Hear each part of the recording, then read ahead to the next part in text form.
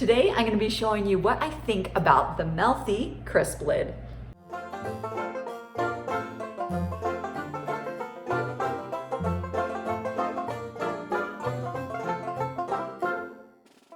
Hi, I'm Karen Peterson and I own the blog 365 Days of Slow and Pressure Cooking. Over there I share recipes with you pretty much every day of the year. Over here on YouTube, I like to share Instant Pot stuff. Today I'm going to be showing you something a little bit different. If you haven't heard, there is this Crisplid that's on the market. Basically what it is an attachment that you put on top of your Instant Pot and it acts as an air fryer. I'm going to be showing you a couple things that you can do with the Crisplid, making French fries and also how to do bacon. And I'm also going to be just telling you the basics of how it works and why you'd want to use it and things like that. I'm going to show you what comes in your Mealthy Crisplid box. The first thing that you'll have is the actual Crisplid. And what it is it's just a kind of like a glass lid that fits right on top of your 6 or 8 quart pressure cooker Instant Pot. And it just fits on there nicely. Of course, it's not coming to pressure because it's an air fryer, not a pressure cooker. So it's just a way for you to air fry foods or to melt something that's been pressure cooked and you need to melt cheese on top, kind of like what broiling does. That sort of step is what's going to be happening when you use the Crisplid. So it sits right on top of your Instant Pot. Now you cannot use one of those non-stick liners with the Crisplid. You have to use the stainless steel liner that comes with your Instant Pot. You never plug your Instant Pot in when you're using the Crisplid. The appliance that's on is the Crisplid, one at a time. Now, you have this silicone floppy little trivet thing that also comes with the Crisplid.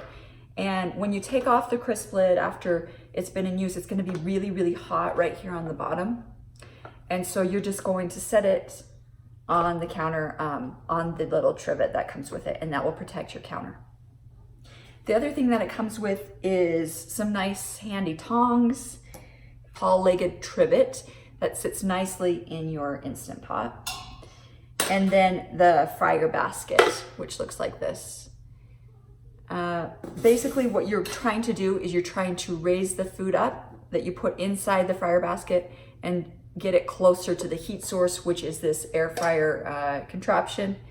And that's why you're using the long-legged trivet. And then the fryer basket has your potatoes or bacon or whatever you want to air fry, and it gets it closer to the heat source. So it just sits in there nicely, as you can see. And then when you're ready to air fry something, you just put this air fryer lid on top, and you to get it to work, what you do is you just put this down, you make sure it's plugged in, and then you push this down and the display will come up. You'll see 2 buttons at the top. The top one is a picture of a temperature, so that's just setting your temperature. So let's say we want to do it at 400 degrees, and then you'll set the timer button, which is just it looks like a clock, and you push the clock and you could set it for how many minutes you need. I'm going to set it for 10 just to show you. And then when you're ready to cook, you're going to push this button that's a little triangle that's on its side, and you're going to just press that button. If you want to change something or interrupt the cooking cycle, all you need to do is press the little button right here, which is a square, and it will stop the food. The other way to pause the food is just lift up this lid handle and it will automatically turn off the fryer.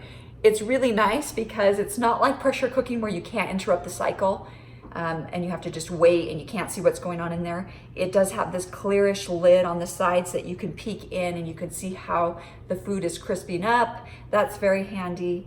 And then you can just interrupt it. As soon as you see that your cheese is melted, you can just pop that lid off. You don't have to wait for anything. And make sure to set it on that silicone trivet though, so that it doesn't hurt your countertops. I'm gonna demonstrate how I make bacon with this Crisplid. It's very handy. I love bacon, of course, who doesn't? But the thing about bacon is it pops and it sizzles and it gets your stove all dirty. Sometimes I make it in my oven. But if you just need a few slices of bacon in the morning, this is a great way to make it. So you're gonna take this fryer basket that comes with the Crisplid, and you'll just place the bacon in a single layer on the top of the Crisplid. Because we want super crispy bacon, I'm gonna make sure to just lay it in a single layer. And the way that I actually do this to get more bacon on is to kind of use the edges of the basket as well, just like this. You can cut the bacon to fit if you like. That's one method of cooking crispy bacon with the air fryer.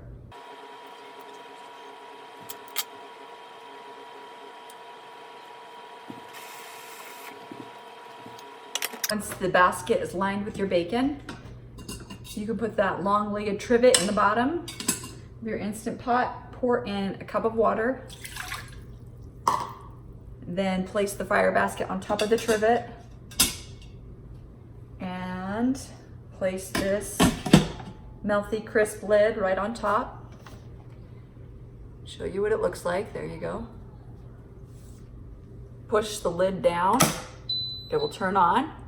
Adjust the temperature to 375, and then adjust the time to, I'm gonna start with 5 minutes, and then I'm gonna turn the bacon over and do another 5 minutes. So I'm gonna use the minus button to get it down to 5 minutes, and then push that little triangle button right there.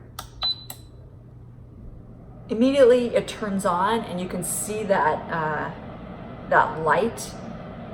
It won't remain on the whole time. It kind of cycles on and off. So don't be alarmed if all of a sudden the light's not on. It will come back on shortly.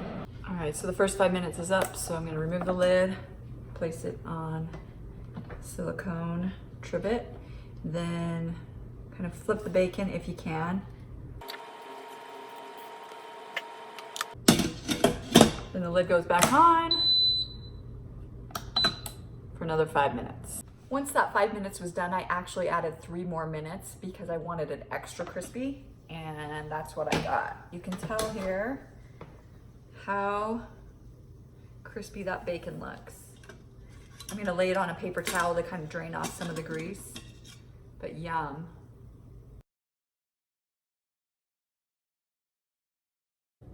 So what I've done is cut up one potato and put seasoned salt and pepper and a little bit of olive oil on it. Place the long leg trivet that comes with your Crisplid and put it in the bottom there. Then put the fryer basket on top of the trivet. Then put the Crisplid on top.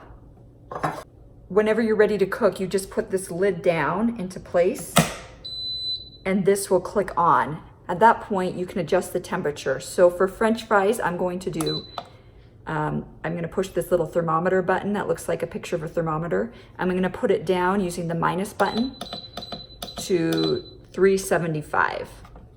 Then I'm gonna use the timer button. It looks like a little clock. And I'm gonna adjust that to 9 minutes. And as soon as I get the temperature and the time that I want in place, I push this little button that's a triangle that looks like the play button, and you're just gonna push that, and immediately it's gonna turn on. The air is gonna be circulating around the potato and crisping it up.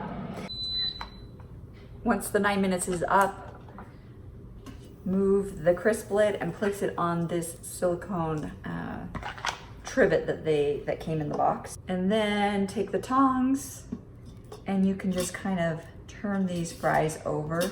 That way they're gonna get crispy on both sides. And then put the lid back on, and then the same thing.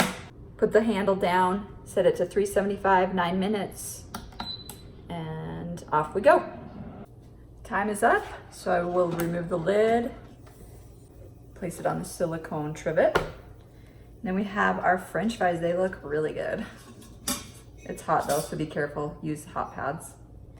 I'm gonna toss them onto this plate and try some of them. All right, so here's what the French fries look like. They're very tasty.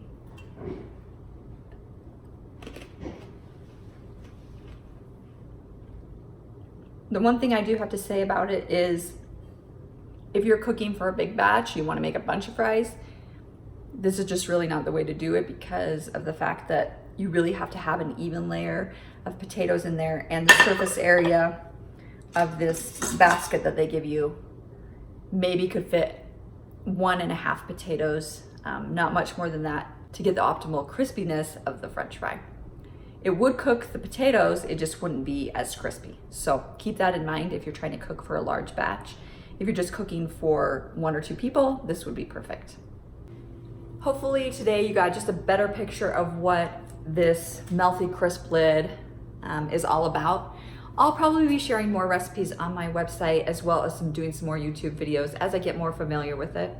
My first impressions are that it is a very handy tool. It's at a pretty good price point, around $50. I'll link to it in my notes below if you want to buy it on Amazon. It's a good tool and appliance to have in your kitchen if you already have an Instant Pot and you don't want to buy an air fryer on top of that, especially if you're trying to save space in your kitchen cupboards. It can fry, it can melt cheese, and it's nice if you just want to crisp up something after pressure cooking it, like the skin on your chicken. Let's say you're making a whole chicken. This is a perfect thing to do with your Crisplid. Or if you just want to use it as an air fryer, make some French fries like I did. I've also toasted like hot dog buns with it and things like that you just would normally do maybe under a broiler, but you just grab your Crisplid and put it on top, and it just does it really quickly and very nicely. Especially if you're serving, between 1 and 4 people, it's a good tool and appliance. If you're trying to serve the masses, it might not be for you. You might be frustrated that it can't make more all at the same time. So this is my initial thoughts on the Mealthy Crisplid. Like I said, I'll put the link in the notes below, and keep following along for more ideas on how to use your Crisplid. I'd love to know your ideas if you have any. Leave me a comment below with your ideas on how to use the Crisplid. Make sure to join our 365 Days of Instant Pot Recipes Facebook group. I'll put the link below. And I'd love it if you would subscribe to my channel. I try to come here weekly and share Instant Pot stuff with you. It doesn't always happen weekly, especially during the summer when I've had a whole household of people home all the time. It's hard to find a quiet time to film, but hopefully I will see you next week. Until then, thanks so much for watching. Bye-bye.